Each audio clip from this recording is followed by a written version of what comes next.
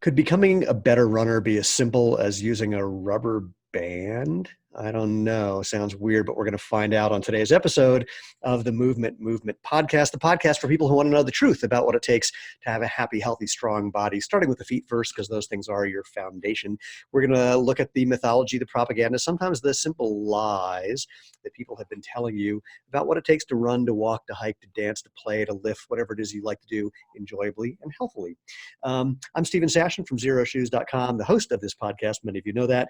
And we like to say that we're trying to create a movement or a movement because we're trying to make natural movement the obvious, better, I got something caught in my throat, the obvious, better, healthy choice, the way natural food currently is. And that means you're involved. We are doing this with your help. All the people who've been experiencing the benefits and fun of natural movement and sharing that with other people, that's what's making the movement.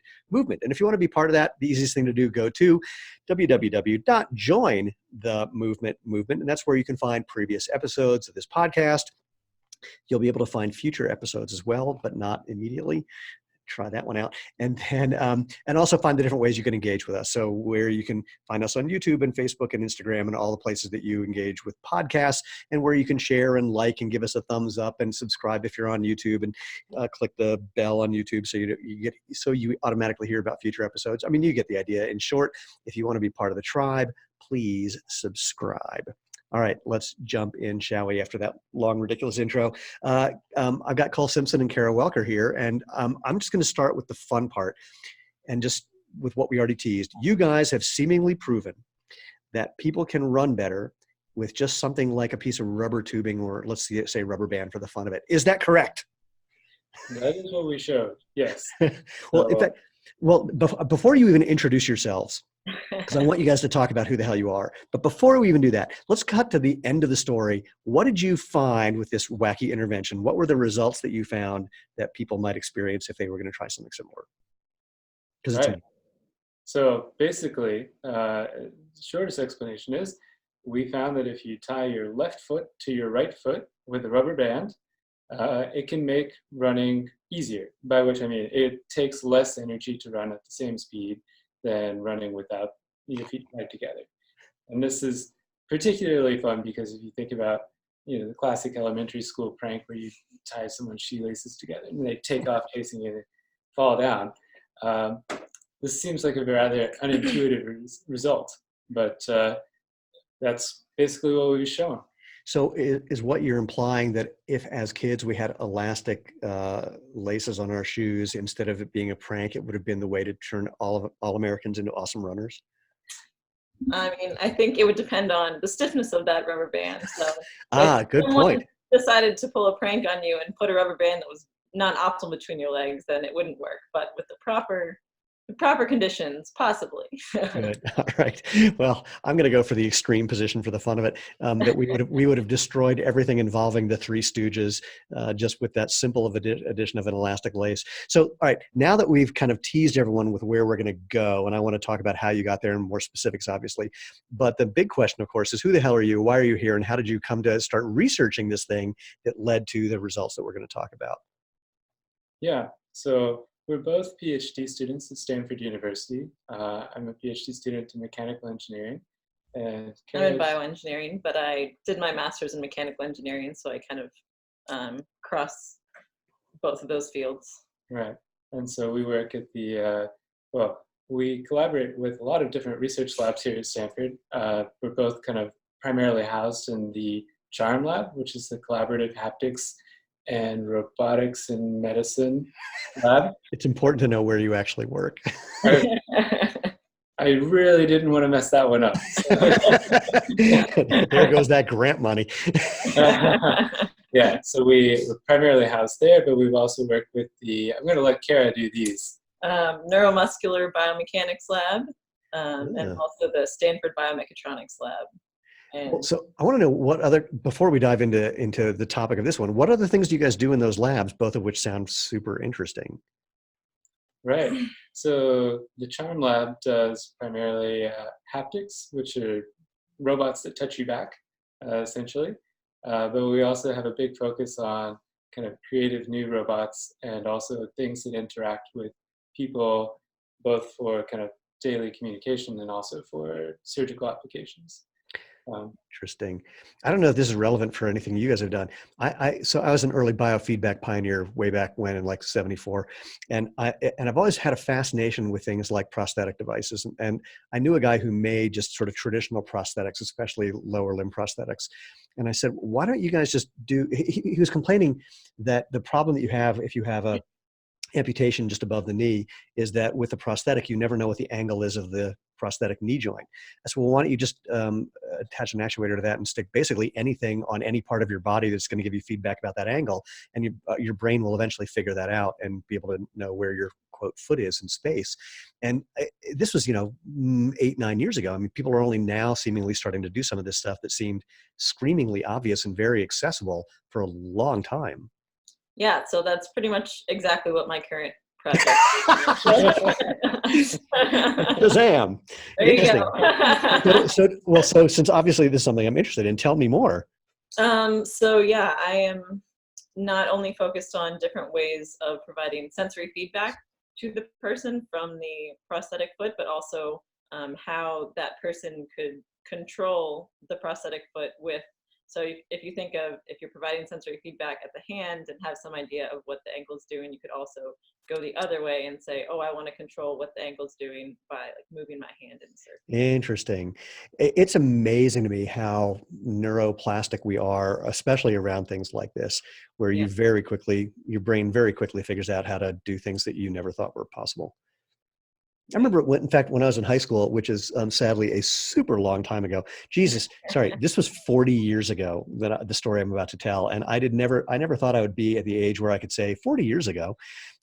So 40 years ago, I brought in just an EMG, electromyograph, into my psychology class in high school, and I attached it to various parts of my body, and I changed the amount of, the signal that I was generating just by doing relaxation techniques. I just dropped all the tension in certain parts of my body, sort of deliberately. And after it was done, the psychology teacher came up to me and said, wow, I didn't know that was actually possible. And I'm thinking, wow, why are you teaching psychology? So anyway, and so other than what we're going to talk about, Cole, what have you been playing with and working on? Well, I've been working on other kind of super simple hacks. I've been working more in the domain of people that have had strokes, that we're trying to give them a helping hand in performing some of the therapies that help them recover after. Interesting. Cool. All right. Well, we could do that all day long. Let's jump into rubber band things. So how did this project, process, et cetera, how did this even come about? Right. So I guess Elliot Hawks and I had started working together on the stroke rehabilitation stuff. And I think we're both equally excited about crazy counterintuitive ideas. And we had been talking with some people that work on exoskeletons, namely Connor Walsh at Harvard, who Elliot had met at a conference, about certain exoskeletons and how some of the actuators Elliot had been working on could be used for exoskeletons. And then we kind of said, well, how hard can it be? So hold on, wait, hold on. I got to stop you right there. So when people ask me how I had a software company that I started way back when. And when people ask me how that happened, I said, I had this idea and I uttered the 5 dangerous entrepreneurial words. How hard could this be? Right. Yeah. So we said, well, we're looking at all the papers that have been published in the last several years, and no one seems to have really gotten much out on running. Now, of course, people have changed that, but at the time there wasn't really anything out on exoskeletons for running that had been successful. So we pulled up all the graphs, looked at all the mechanics, and then we were looking at these graphs, poring over the lab bench one day, and just said, I've got a funny idea. It looks like here you could just tie a rubber band to something, and it would help with these muscles that are swinging the leg about the hip. And they said, well, what do we attach it to? The other leg. So because otherwise you would just be running around in circles. Exactly. Which could be a very entertaining defensive move, but I can't see it being right. Well, and the other thing that was really great about this was that one of our collaborators, Steve Collins, talked about whenever you're doing this exoskeleton research, it takes months or years before you have a functional prototype. We had a functional prototype 5 minutes later. Well, that was like fruit fly years. It took you many years in fruit fly years. Well, that's true. But the process, one of the kind of frustrating things sometimes with science is that you really need to deeply investigate this and really prove what you're suspecting here. Right. And so while it took us 5 minutes to make our first functional prototype, it then took another 2 years or so to really dig in and kind of convince ourselves and all of our collaborators that this is what was happening. Well, I want to back up to the first part. So the data you were looking at that made you think, hey, if we could only make that not happen. I have a suspicion about what you were seeing, but can you say more about what it was you were specifically seeing that you wanted to correct? Right. So we were specifically looking at the angles that the hip, the knee, and the ankle go through during a running cycle. So we had on one sheet of paper these angles, and then on another sheet of paper we had the torques that the muscles sum together and produce. And so we were kind of holding these on top of each other, saying, okay, well, with our simple tools, we're looking for places where the muscles are active, but what they're doing is slowing down the leg. So basically, this is known in the biomechanics world as eccentric contraction. It's known by the same term in other worlds also. You say that. I don't think my parents know this word. So no. And there's actually a lot of people who misunderstand or misinterpret what an eccentric contraction is. They think it's just like in weightlifting, they think it's just, lowering the weight more slowly. It's like, that's not, I mean, technically that's an eccentric contraction, but it's not the same thing that we're referring to. Nonetheless, so seeing the things, let me kind of cut to the chase. It sounds like what you were seeing mechanically was the same thing that people do when they simply overstride when they're running. Yeah, so I think what you're referring to is that when you're overstriding, you've got to, or what's likely happening is that you're not using those muscles enough as a brake to slow the leg down fast enough, and so it goes too far, it overshoots. So you take too long of a stride. Yeah. Even if you take whatever stride, even if you're taking a very short stride, there's always going to be a period of time where you need to slow Correct. that front leg and then re-accelerate it backwards. Correct. No matter what the stride frequency is. Right, but if you're reaching your leg way out in front of your body, it could be that you're waiting too long to slow it down, and you've got more you've got to cover when you start accelerating backwards, when you start bringing your leg back towards your center of mass. And more, I mean, the thing that I always point out when people do that is your hips are in the weakest position when you're overstriding like that. So you're not using these muscles that are designed to be moving you by doing hip extension, which is just a little bit behind you. This seems to be, and sprinters in particular, it's typically the slowing down phase where sprinters pull hamstrings. I mean, the eccentric thing is typically, which is why for sprinters, in particular, the big exercise du jour is Nordic hamstring curls. It's doing things to do an eccentric hamstring strengthening exercise, since that seems to be where most injuries occur. Right. So one thing that we found, so as Kara said, anytime that you're running at basically any speed, you are using these muscles to slow the leg down. And as you're pointing out, that the timing of that is pretty important, and kind of how hard you are working to slow the leg down is important. And one thing that we saw when we put these rubber bands on our runners was that they tended, we had everyone running on a treadmill, and so the speed was fixed. Right. And what we saw is that they're taking shorter, faster steps. Now, this partly due to the fact that there's a rubber band there. You tied their legs together. Yeah, we tied their legs together. So there's only so far they can spread their legs apart. But the interesting thing was that people were still able to run with their natural stride length. Right. So we did this with a metronome, where we said, all right, here's your normal stride frequency, match that with your steps with the rubber band and everything. So people were still able to run in the normal way, chose to change the way that they ran. They chose to take these shorter strides. And so we were basically using a VO2 max machine to measure the oxygen that they're breathing, and showed that the reason that they were taking these shorter, faster strides is because that actually took less energy than forcing themselves to do their normal gait pattern. Now, that seems on the face of it to be countering your overstriding problem. No. Quite the opposite. I mean, because the issue with overstriding, I mean, there are a number of things, but the simplest thing with overstriding is you're not using your musculature efficiently to begin with. I mean, you have significant braking forces. When you land with your foot way in front of your body, you're just slamming the brakes on every time you land. The amount of reacceleration you have to do just to get your foot underneath your center of mass is high, and you're not aligning your joints, let alone your muscles, ligaments, and tendons, in a way to effectively use your lower extremities in a way that's more efficient. And that's the fundamental argument about natural movement.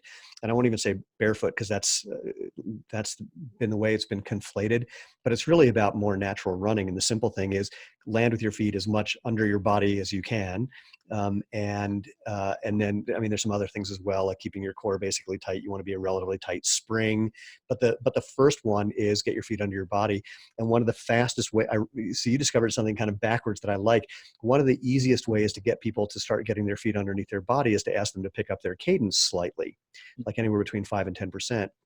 Because when you're running at the same speed with a faster cadence, you just can't reach out and overstride so much. It's just not possible to keep the cadence up while you're still doing that. So for you, it was kind of the other way around. They naturally picked up their cadence because they were being constrained a little bit, but in doing so ended up being more efficient because their biomechanics were better. Right. But we also did the control experiment of, in addition to having them run at the slower frequency that they were with the rubber band, we had them run at the faster frequency without the rubber band, just to make sure that that wasn't the cause of interesting energy that we were seeing. And so, we saw that at the faster frequency without the rubber band, their energy, people generally chose a fairly optimal stride frequency, at least our subjects. So at that faster frequency, it was a little bit less energy optimal, but the savings that we gave them with the band kind of lowered that energy cost. I wonder, and when you measured this, how long had they been running with the bands? Yes, exactly. So I love it when I ask a good question. Yeah, no, it's at this point they had been running 3 consecutive days. This was the 3rd consecutive day of running with the rubber band. 20 minutes a day. Yeah, so they were running 20 minutes a day with the rubber band, and then 20 minutes without, as I kind of like flip-flop back and forth, measure each scenario. So they had been running in both scenarios for a couple of days beforehand. This was not their first exposure. Did you have the opportunity to check in with them at some later point, a month later, 2 months later, 6 months later? Apparently I'm just giving numbers for later. Yeah, 2 years later, 6 years later. 3.5 weeks later. No, we did not do that follow-up experiment yet. That would be interesting.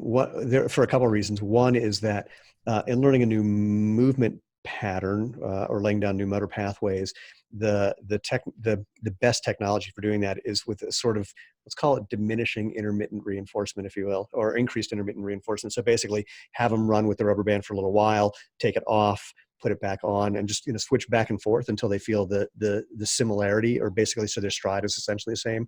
And then over time, more time with the rubber band off than on to see if that locks in.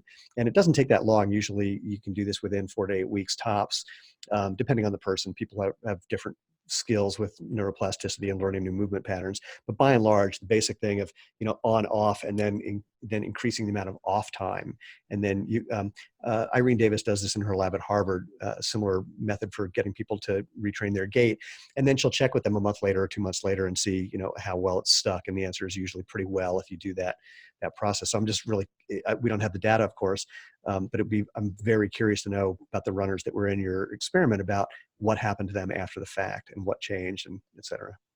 Right. I think this is a good time to talk about Jesse's paper. So one of our collaborators, Jessica Selinger, who's now Queen's University in Kingston, Queens and Kingston, I don't know. Anyway, um, she did a paper, again, walking on a treadmill, so not running. But what they did was they put an exoskeleton on the walker's knees that changed basically it said they need to take slower steps to be more efficient. It made Slower steps. Yeah. Okay. This was just for scientific, Yeah. for the experiment, not actually what we want to do. Right. And what she found was that there's some portion of the population, I don't remember, 30% or something like that. Some number of people are kind of explorers, and they will figure this out on their own. But there's another section of the population, they will just keep doing the inefficient thing ad infinitum. Right. So then what she did there is took these people that would not figure out the new optimum and gave them that metronome, basically showed them Right. another way. And anyone that they showed an easier way, even if it wasn't the optimal way, would start looking for that optimal way and eventually find it. So I have so my undergraduate research was in cognitive aspects of motor skill acquisition, and I sort of taught a whole bunch of crazy ass things. But we did a lot of research on let's call it patterns of processing information is the best way of describing it. So one of the things that we found that is going to seem unrelated, but surprisingly isn't, is that people will process information through a kind of semantic filter based on the first language that they learned or the language they're first fluent in, which I know sounds crazy, but what it means is that we're constantly filtering information in a way that's already similar to some other way we filter information, the way we do it with language. Now, what's relevant here is that from doing that research, the whole idea about teaching natural running or barefoot running, I say, look, if you want to run barefoot, it's simple. Take your shoes off, find a nice, smooth, hard surface, because that's going to give you the most feedback. Go for a super short run, like 20 seconds. And if you weren't having fun, do something different till you are. Now, that's my super abbreviated version. But the interesting thing is I've identified, just from working with people, what I call 4 neurological types. One is people who they just can't even feel anything.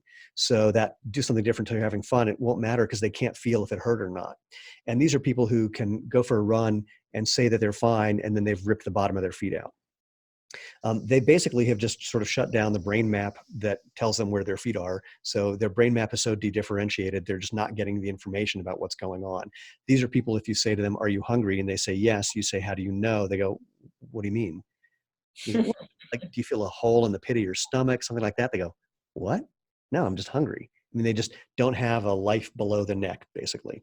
The second group of people, they can tell if it hurts, but they don't have great proprioceptive skills. So you ask them to do something like put their arm parallel to the ground, and it looks like they're at a far right rally or pointing at your shoes. And they don't know the difference, and getting some sort of external feedback, like audio feedback or visual feedback, is what they need to start getting in line with reality. I've had people assure me that they showed me a picture of one of our shoes and that they've worn the heel out. And they go, something's wrong with the rubber. I go, well, yeah, you're rubbing it by overstriding and heel striking. And they go, well, no, I don't do that. I go, well, it's just physics. I mean, there's material that's gone from your heel. You're applying excessive horizontal force there. And they go, I don't do that. And they go, send me a video. And then they get the video, or I get the video, and you see them overstriding and heel striking. And then I show that to them on video, and they go, yeah, but I don't do that.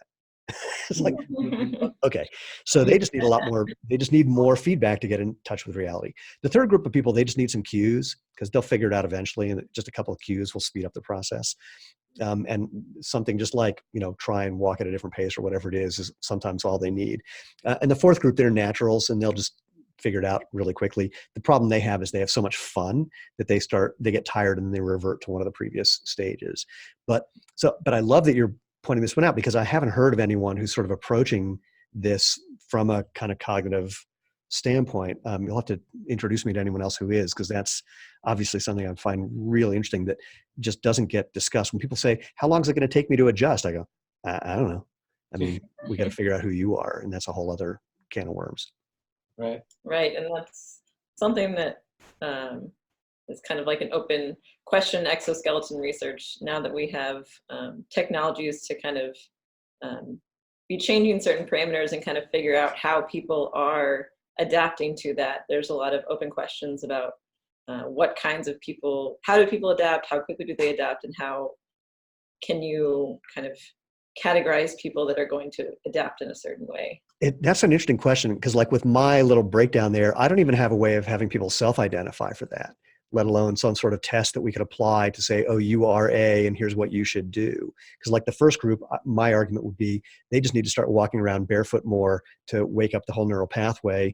And the second group, they just need some video feedback, et cetera. But I can't figure out a way to identify those in advance of having them do something and seeing what goes wrong. Interesting. I'm afraid we don't have Yeah, any we of don't those have tools that either. answer either. Yeah, I didn't think you Very did. cool if we could predict that.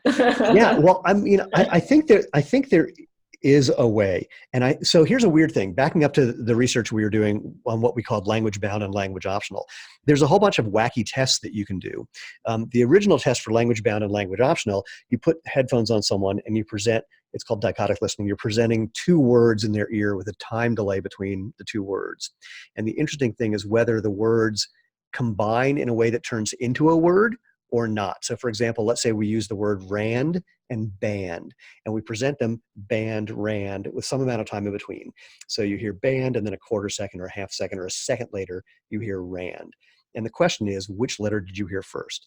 Well, B and R can combine into brand, and people will hear brand, certain people will hear brand, no matter what the time difference is.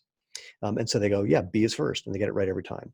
But then you put R first, so it's rand band, and 83% of the people would still say the B came first because they hear brand. They can't hear raband. They just literally can't hear it.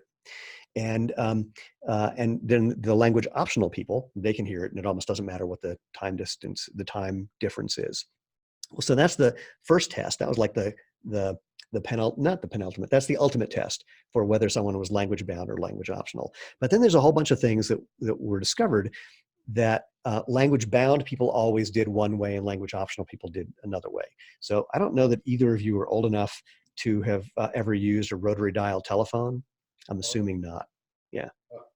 Yeah, my parents had one on the wall of the... No shit. So you know how they work. There's things. Well, you could probably do this with a regular phone as well, but it was done with a rotary dial phone when I was a mere child, where you just present a circle with circles inside it that replicates a rotary dial phone, and you ask someone to fill in the circles with the correct letters and numbers. And no language bound person ever did it correctly, and only 3% of the language optional people did. But the point is, it was a weird thing that seemingly had nothing to do with this ability to listen, but it does have some weird thing to do with how we process information.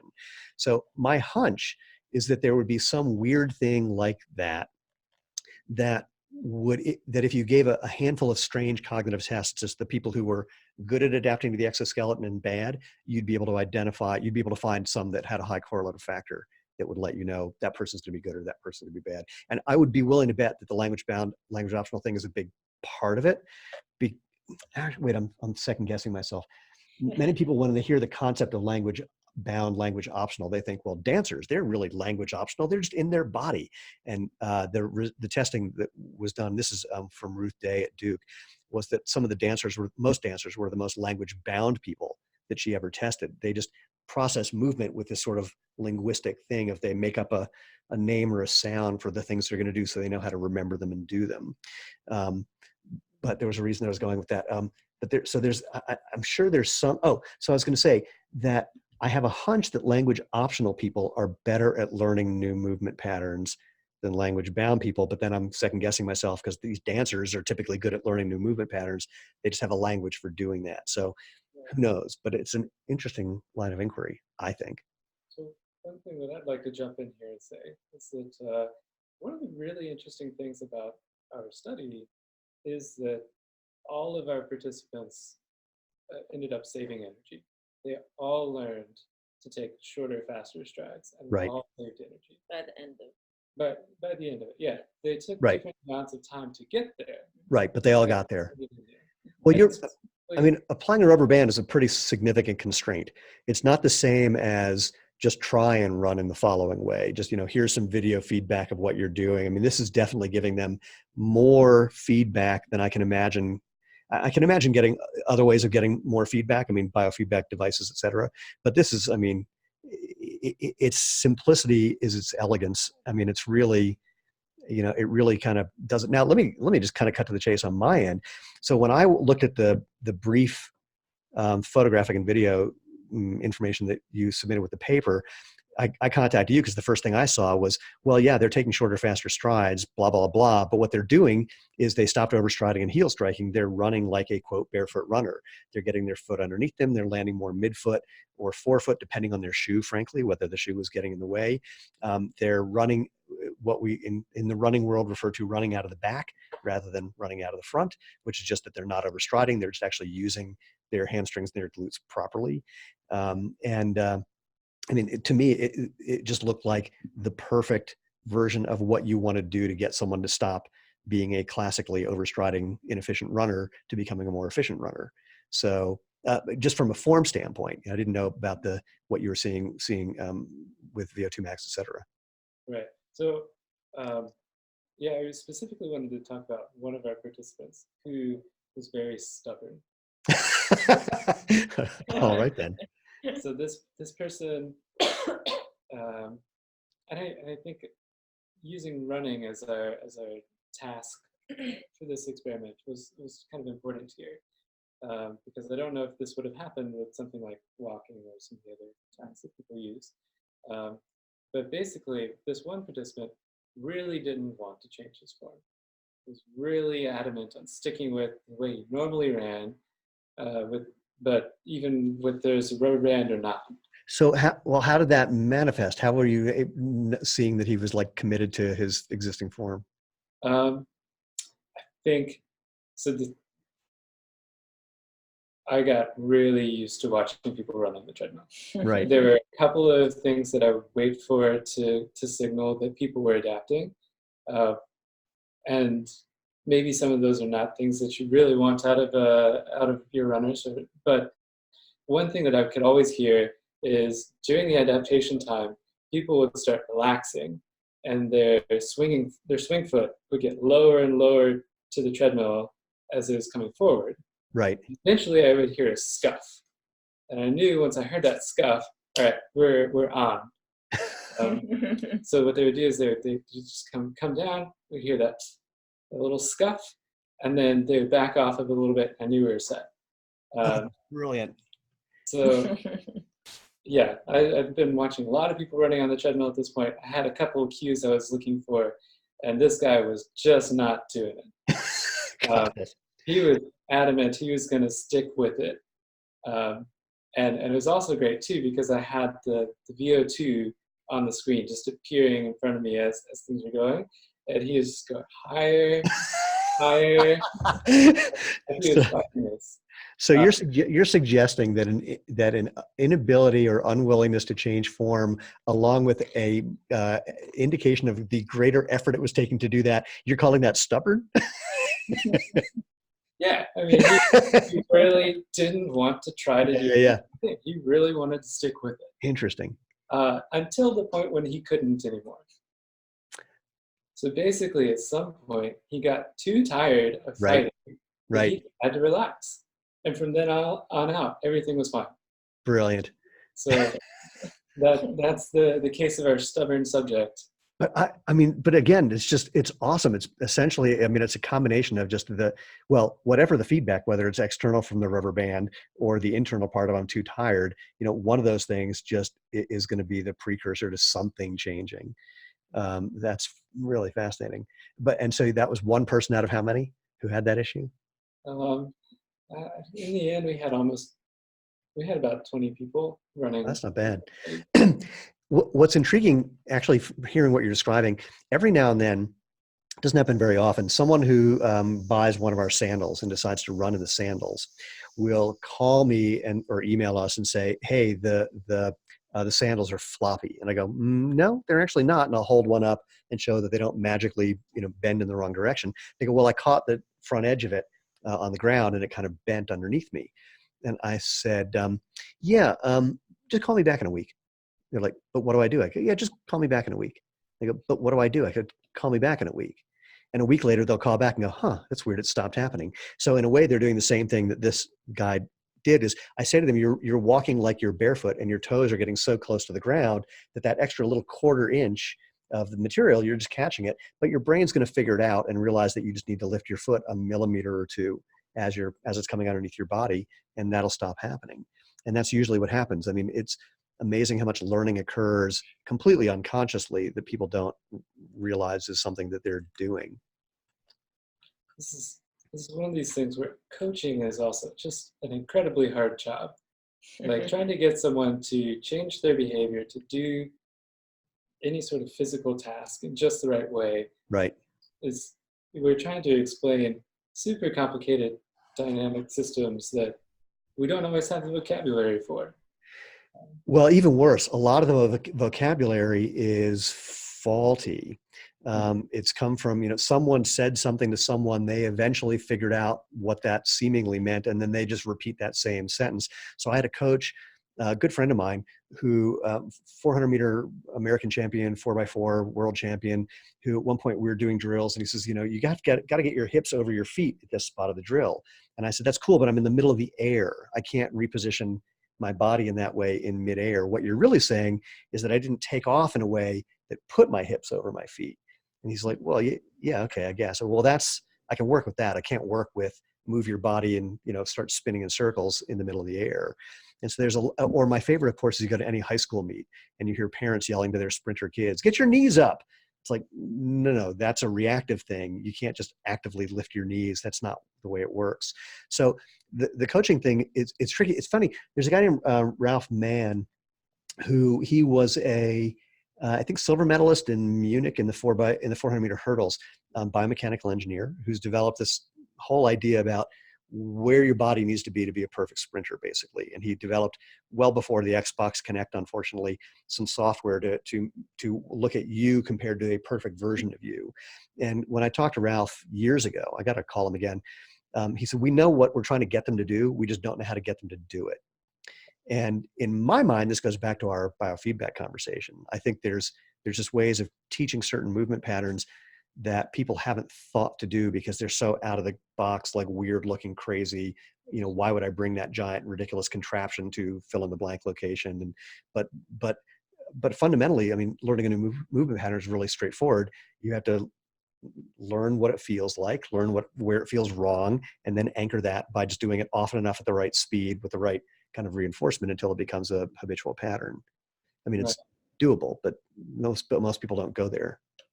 There's another complication with some of these physical tasks, running or various sports, that if you're doing it wrong, you very easily could end up injured.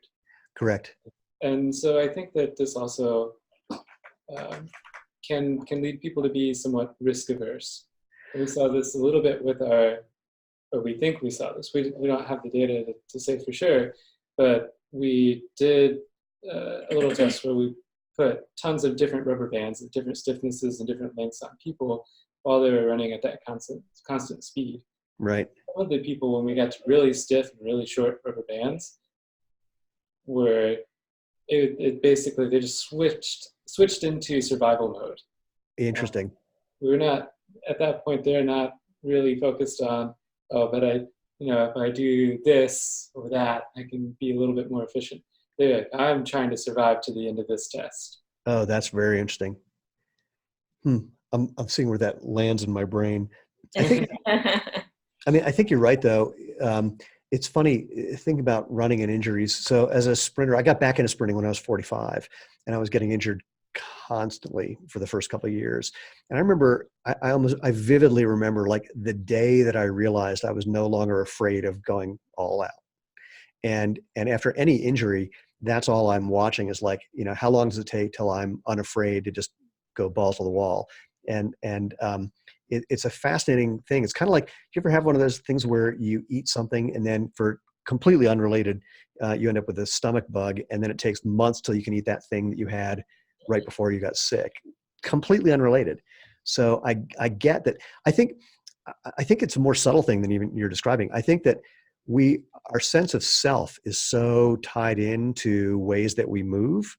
I think there's going to be some neurological thing where the way we put together an I has to do with the way we're used to moving certain parts of our body in certain circumstances, running, walking, sitting, whatever it is. And you start messing with that.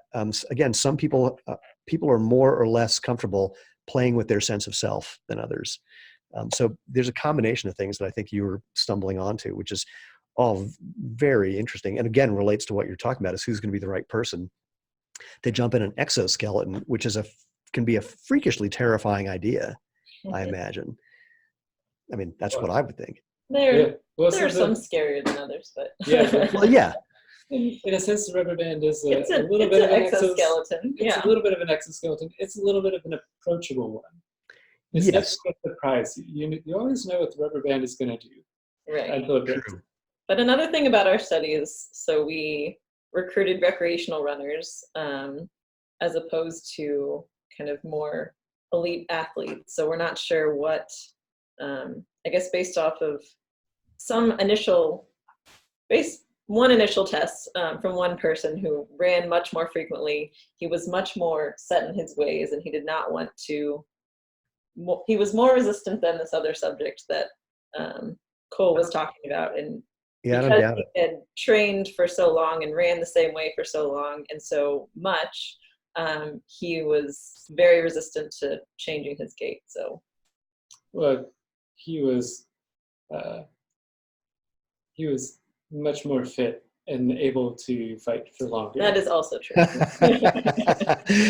Well, that's also not surprising. I mean, it's funny when people talk to me about natural movement, I say, well, here's a couple conditions upon which you do not want to do this. And one is if you're a competitive athlete, or you think of yourself that way, because if your livelihood depends on it, don't go doing anything different for now. I mean, absolutely, unless you have a really good reason for it.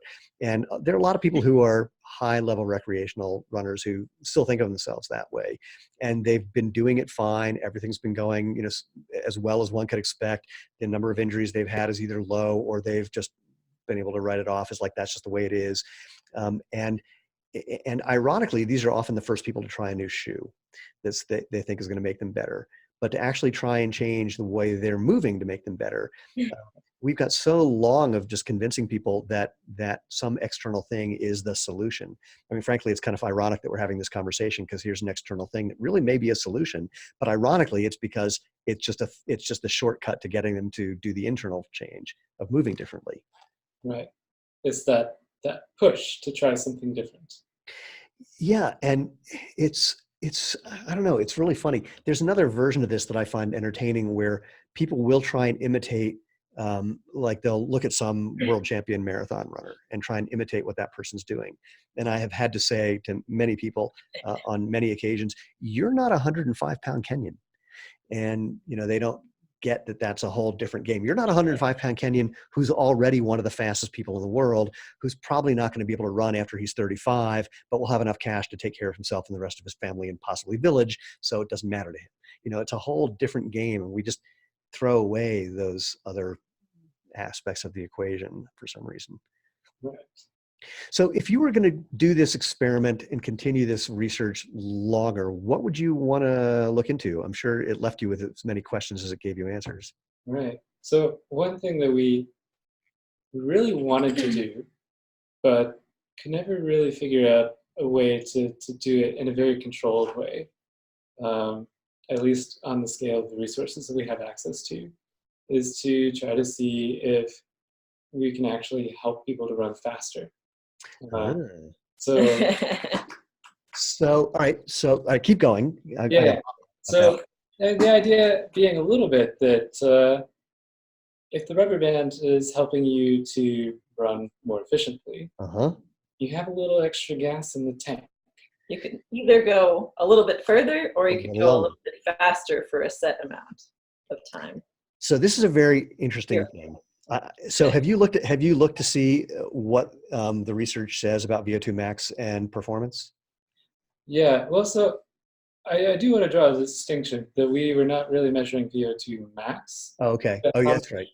oxygen was being consumed Correct. while doing the activity. So VO2 max is a separate test where you go as hard as you Until can you can't. Yeah. and see what the maximum amount of oxygen you can take in is, and basically how much oxygen your body can process at a time. Correct. But we were looking at how much is it processing when you're doing this activity.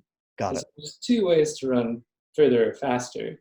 You can either move that maximum up, or you can do more with whatever you're using. Well, so that's an interesting thought. And here's my thinking / argument about it. I think there's so many other factors involved that at a certain, like, let's say within a certain range, I don't think it makes a difference. In other words, if we go to the Olympics and take the top 50 runners, we're not going to just give them a VO2 max test and hand out awards. And there's so much about the central governor theory about how much we deal with pain and discomfort and what that information tells our brain and how our brain is going to shut down our body before our body is ready to be shut down. There's just a whole bunch of things in there having to do with speed. Now, of course, the thing that I like about your investigation is the idea that this is still really applying to distance runners. So I would argue that they're probably going to be faster simply because they're going to be applying, or let me back up a little bit. Speed is going to be related to mass specific force. The more force you get in the ground at the right angle based on your mass, your weight, that's going to be two guys who weigh 200 pounds. The one who applies more force in the right direction is going to be faster, regardless of VO2 max or almost anything else. So given what you saw with rubber band, where their alignment was better, they weren't using, the reason I would argue their VO2 was improved is because they weren't having to use, let's say, these big muscles inefficiently. So it seems likely, though, that if they're getting their feet underneath them, that's going to be just better for applying more mass-specific force, the specific part being the right direction as well. So I would imagine that that the faster thing would be a no-brainer. And I say this in part also thinking about the number of people who we've gotten emails from who switched to Zero Shoes, who then set personal bests, arguably because they're getting their more force into the ground at the right angle by not overstriding, not heel striking, et cetera. The distance thing, I mean, maybe if they're running at the same cadence, then arguably they should be able to go for longer as well. But my guess would be that they'd be running faster right away if you just let them out in the wild.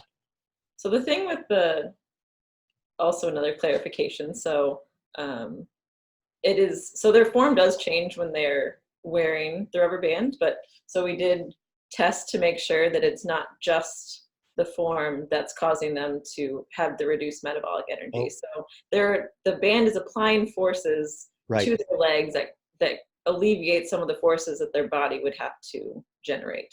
Well, so let me ask about that, because obviously the band can apply more force than you're creating by stretching it. I mean, this is just Newtonian physics 101.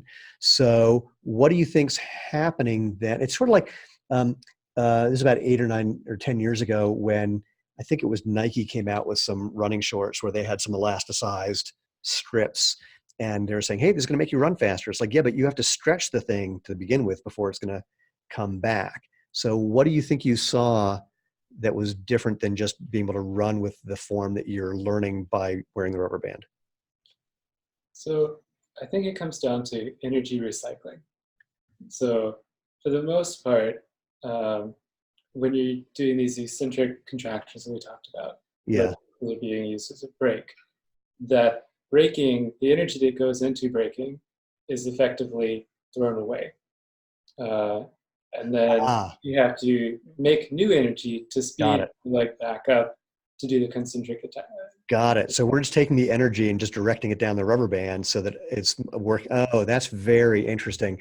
You know that there's never going to be a rubber band Olympics, but even still, that's really interesting. The funny thing about the rubber band Olympics is I saw an internet comment somewhere. You'd be better off probably to use the rubber band to just make a giant slingshot. That would be good. No, I think I could probably beat Usain Bolt's record if we did that. No, the way you could do that, but the way you beat Usain Bolt's record, there's a company called, I think it's 1080 Motion, 1080 Motion, and they make a device. It's basically a cord on a spindle with an electrically controlled motor. So you can do two things with it. You attach it to your back and you run away and it's giving you a certain amount of resistance, or you can run towards it and it'll pull you faster. So you can do overspeed on a flat surface. Well, there's this one video of a guy who's like a 9.9 100-meter runner. And then he's attached to this thing and it's pulling him. So he's running faster than he normally could of his own volition. And you see his coach like freaking out.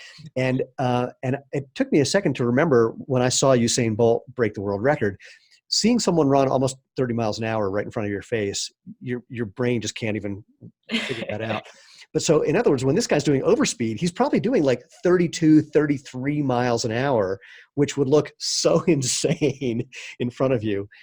So that's the other version, is just allow people to do the overspeed Olympics. And if you don't fall on your face, you win. Yeah, we were looking into the Olympic regulations. And Oh, yeah. I think what we found was the NCAA regulations that say that you're not, I believe that this is correct, that you're not allowed to use any device that's designed to enhance your performance. So that's a really funny statement. A little broad. Well, right. But the shoes. Everyone's wearing these right. new Nike Vaporfly shoes are saving 4% in. Well, but see, that's the interesting thing, because back to our VO2 talk. So it was Roger Crom here at the University of Colorado who's the first one who said 4%, but he then came out and said, but that doesn't guarantee that you're going to perform better. He finally said that.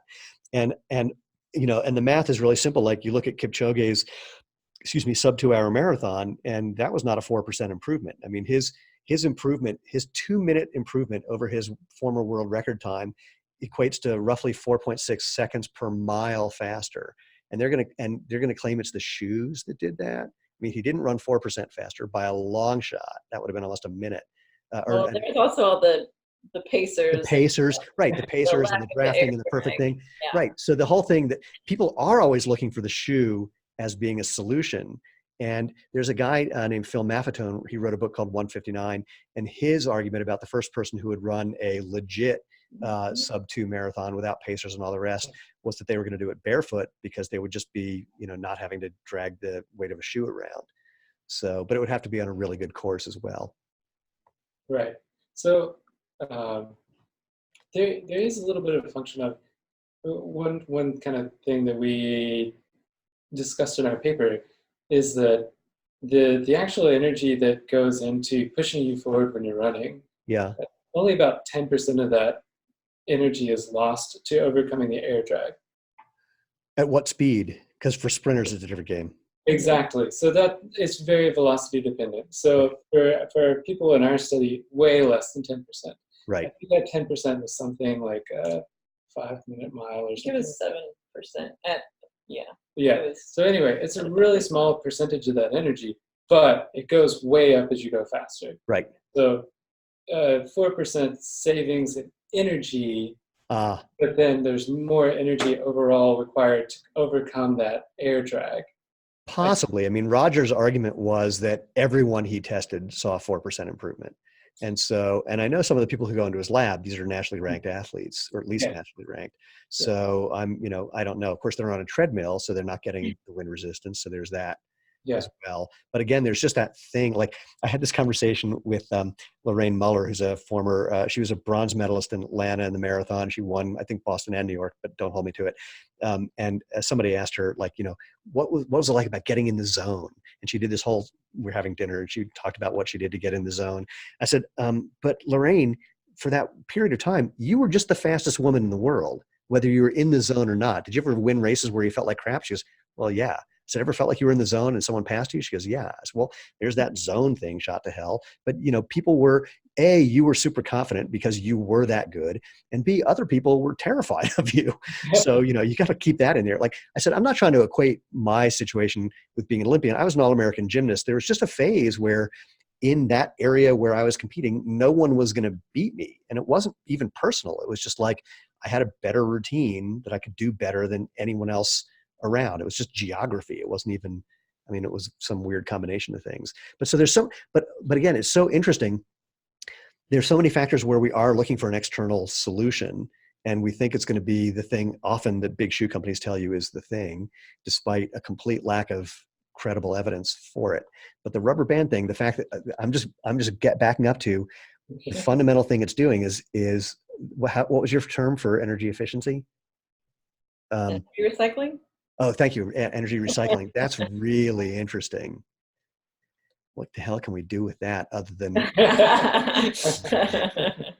there's got to be something. Well, the common phrase in the shoe world, people use energy return, and I go, well, there's no such thing. It's just energy suck, and how much energy is getting sucked out of you by the foam in a shoe, and how does that relate to what your speed is, what your mass is, how long you've been wearing that shoe, what happens to the foam breaking down, and of course, the big companies will not provide any information that shows any of that data to be useful in any way.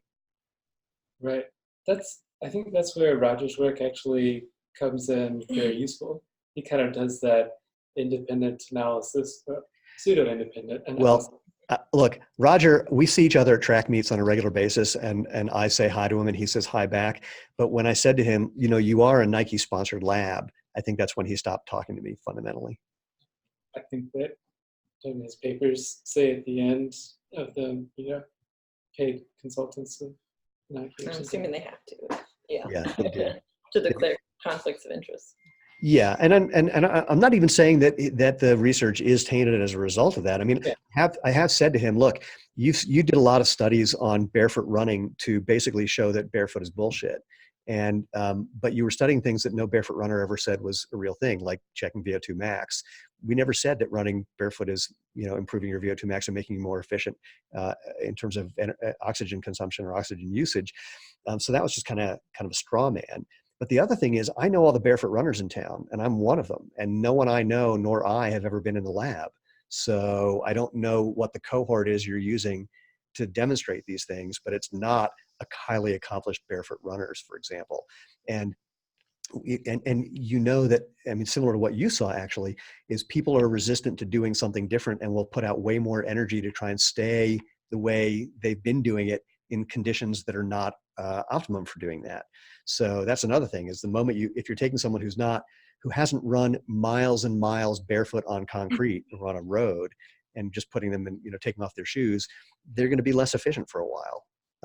Right. I mean, ideally, you would like to have the same person who's trained for as long on barefoot as training non-barefoot, and then be able to compare them. So someone, one of my lab mates in the neuromuscular biomechanics lab did a study comparing rear foot and forefoot striking. And so Right.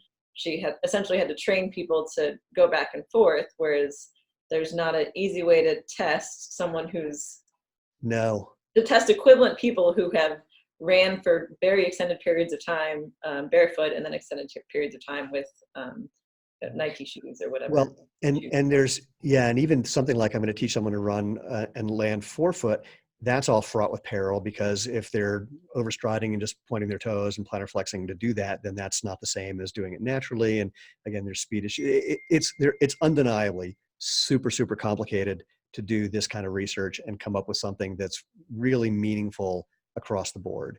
And that's what everyone wants to do, is just have, a single answer that applies to everybody. And that's why the simple answer is, hey, look, new shoe.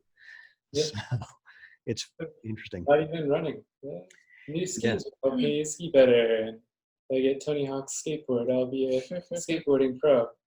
This is it's kind of like the research. I can't remember exactly how this study went, but it's something along the lines of, hey, there's, would you pay $5 for this sweater? Yes. What if you found out it was Hitler's? Oh, then I don't want it. Well, it doesn't have cooties.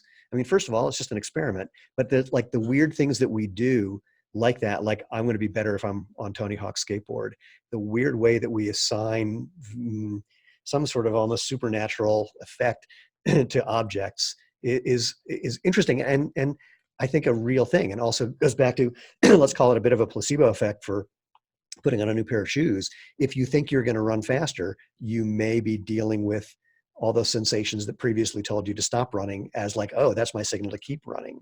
So there's the whole psychological component that doesn't really get addressed at all, because there's no material benefit for Nike to address that. We did do a small placebo effect cohort in our study, where we essentially gave them a kind of office supplies stiffness rubber band, and we told them, Nice. oh, like this will make you run so much better, like we've shown that this works, and like we already proved to them everyone else Right. their numbers Yeah. up, it'll be great. it's gonna be easy. Go for it. And they did the exact same experiment, Yeah. running with a rubber band that was not doing anything. And And at the end of it, they're like, "Yeah, I think they were just being nice to us." I said, "Yeah, I think it helped." I don't know. Right. Yeah, yeah. So Right. the results showed that it did not Right. it did not help that cohort, but they thought that, oh yeah, like it definitely, God, I it's so can see much how this better. is helping. Yeah, this is easier. Did you ever watch Penn and Teller's show Bullshit? It was on No. Showtime. It was. They did a thing where they went out in front of a Whole Foods and had people tasting carrots. One was marked organic and one was marked conventional. And the people eating the organic carrots were like, "Oh my God, it's so much better." It was the same carrot. They just cut it in half. It was such a good one. And of course, they didn't believe it once they revealed that. It's like, no, couldn't be. So sorry. So back to the what else would you want to look into if you had more time / money / humans? Anything else? I, for me, the entry question is really, I think more than performance, more than anything else, I think injuries are a really big issue in running, and This is something. the holy grail question. I mean, so this is again, there's a talk that our panel I was on at the American College of Sports Medicine against some guys from Brooks and Adidas, and Irene Davis from Harvard asked the last question, I think, which was something along the lines of, in the 60s, we were running in super thin-soled running shoes and playing basketball in Chuck Taylors, and we weren't seeing the kind of injuries and the severity of injuries and even the type of injuries we're currently seeing. So what problem were you trying to solve and why didn't it work? And they had no answer to this. And so, so the injury thing, the fact that injuries have not gone down with the advent of all sorts of quote modern technology and footwear is a big deal. And of course, some people have said to me, well, you barefoot runner people will say that if someone's getting injured, it's all going to be form. And my answer is, yeah. I mean, not 100%, but by and large. I mean, because look, as a sprinter, shit happens sometimes. You can't control neurologically, these things don't work perfectly. But by and large, I would argue that the majority of injuries are form related. And I would again argue that what you're doing, in addition to the energy recycling part, or separate from the energy recycling part, is that you are getting people to run in what I would argue is better form, more efficient form, more natural form, where you're not putting the same kind of stresses through your joints and ligaments, for example. And this is the study that everybody wants. And that the problem is that I don't think any big shoe company would ever pay for it, because I think most of them know what the result's going to be. So one thing that we did show in the paper is that those joint torques that we talked about a long time ago do go down Right. during certain phases of the gait cycle. Right. And whenever these joint torques go down, there's an even larger decrease in the forces in the joint. Correct. Because whatever torque is being generated is generated both by the muscles pulling across and also the body weight going through that joint. Correct. So we don't have enough data to really say anything about it, and it's really not clear now how that translates to an injury. But it looks like depends on the injury as well. So like what I think Irene and what Dan Lieberman would argue also at Harvard is that if you're an overstriding heel striker, if you're landing with your leg basically straight, you're putting force right through the joints. And there's animal studies that show you take a rabbit's leg and just keep hitting the bottom of its foot so that force is going straight through the joint, and it very quickly develops arthritis. You stop doing it, the arthritis goes away. Research from Isabel Sacco in Brazil basically showed a similar thing. She just took older people, I think older women, but don't hold me to it, put them in some minimalist shoes and just said, just wear these, and saw a reduction in knee osteoarthritis as a result. And these are very compelling. They don't get a lot of attention because there aren't multi-billion-dollar companies profiting off of that. But I think the torque effect that you're seeing is going to be more related to muscular injuries, is a hunch, and that the form-related stuff is going to be more related to joint things. And I know these things can't be separated really, but my suspicion is that that's kind of what the causal factors might be. But injury studies are also very hard to control for, because you don't really want to take someone and then injure them Injure 4 them. times. Right. Well, it's funny. There's a researcher named Brian Heiderscheit who I've chatted with, and Brian had someone. I think it was Brian who had someone in the lab who, during a study, got injured during the study, and they're like, "Yes, awesome!" And because they could actually see what happened during the moment of the injury. It's like, oh, and interestingly, back to the beginning of our conversation, actually, it probably wasn't Brian. It was somebody else, and I'm blanking on his name at the moment. But anyway, they were studying. This guy was a sprinter. And what happened is he pulled a hamstring during the eccentric phase as his calf is, his leg is straightening out. That's when he pulled it. And when you watch, you watch sprinters, I mean, that's typically the time that it all goes haywire. Right. So and we do have some ongoing studies. Our colleague, Scott Ulrich, is working on a translational study of how even just something as simple as changing your foot angles, whether you're kind of toe in versus toe out, affects things like arthritis in the knee. So that's an interesting one, since whether your feet are pointing out or not is often very highly correlated to what your glutes are doing, since the glutes will be are external rotators.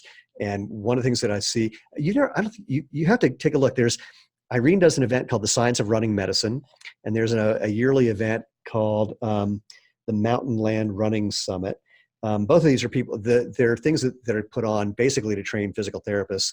Here's why people are getting injured. Here's what to do. You'd have a lot of fun at those events, because there's some interesting cats doing those, and they would get a kick out of what you discovered as well. But the toe in toe out is a funny one. So Otto Bolton, who was the world champion 100-meter runner for a while, Otto ran with one foot like perpendicular to the other practically, and he was still a world champion sprinter. And people love to say, well, imagine if his feet got straight. Well, he may not be able to run at that point. I mean, yeah, well, what our colleague Scott found was that it's very subject specific which angle, like toeing in or toeing out, is actually going to reduce your knee adduction moment, and so like decrease your risk of osteoarthritis. And so I feel like that's another difficulty in biomechanics studies. Yeah. Something that will help one person may not help someone else. Yeah, there's just so many damn factors that play to that, because I can see, I can think of a couple things right off the bat that you'd have to control for that would be really hard to control, to see how foot angle relates to that. Well, I know people have been probably wondering about this, so I'm going to ask the obvious question that has been just hovering over this for a while. If somebody wants to try this experiment on their own, what should they do? what do you think? I mean, the stiffness and the length of the band is in our paper, so it's very easy to construct. Well, it took us 5 minutes to make our first prototype. With the blueprints, probably even less. So find something elastic, tie it between your shoes, see what the hell happens. That's the shortest version that I can think of. Sort of like take it for a short, fast run. And try not to fall. Did you see that happen? We had a couple of near misses. We had one fall only when the rubber band broke. Oh, interesting. And as Kara pointed out, that was someone that falls regularly anyway. I think she's closer to your type 1 person, that she should be feeling all this pain as she's running or doing whatever activity she's doing, and then she just kind of doesn't feel it at all and continues on her normal way. Got it. Yes, those are the tricky ones. Well, all right. So that's our simple advice: is play with it and see what you discover. I'm all for it. I say, even just in the natural running space, the whole idea is that you're trying to become your own coach by experimenting. Like the first time I ran barefoot, I was so intrigued by the experience. I was trying different cadences, different foot placements, different speeds. I mean, everything I could think of, because it was just so interesting.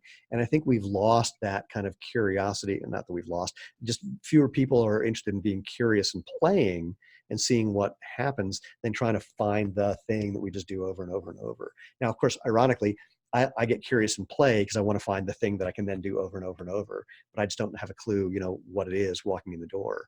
So I'm really hoping that people do put this very simple invitation to the test and put something together and try it and see what they discover, and that we can give you some strange anecdotal field data from people who are doing this. which would be a blast. If anybody wants to find out more about the research, the study, the paper that you wrote as a result, or anything else you're doing, how would they go about finding you guys or finding relevant info? Yeah, so the paper is online. There's a free copy on bioRxiv, which is just a repository of papers. So you spell it for people so they can. Yeah, so it's BIORXIV. Yes. It's crazy. I'm so glad I asked you to do that. So the paper's called "Connecting Legs with a Spring Improves Human Running Economy." Kara and I are both listed as on the author list, so that should get people to it. Perfect. And yeah, it's Good start. good start. Well, and I so hope we stay in touch. I'm dying to hear, the other things that you're working on. This is all really, really fascinating. And I'm so glad there was other components to this that I had no idea about, which are really, really interesting. I didn't even ask the obvious question, like, why are you guys looking at running things at all? And I know that, Nicole, you're a runner. Kara, you a runner? I am also a recreational. See, damn it. It's amazing. People get paid just to study things they like to do. So, so once again, thanks. I really, really appreciate it. And let's definitely stay in touch and see how this evolves. I think you guys I love that you're looking at all these things from a very counterintuitive perspective, or at least from a perspective that's not kind of the traditional thing where a lot of labs are in many ways sponsored by shoe companies, where it's like, here's a shoe, test it and see if it does the following. I know a couple labs that have gone out of business because they never came back saying what the shoe companies wanted to hear.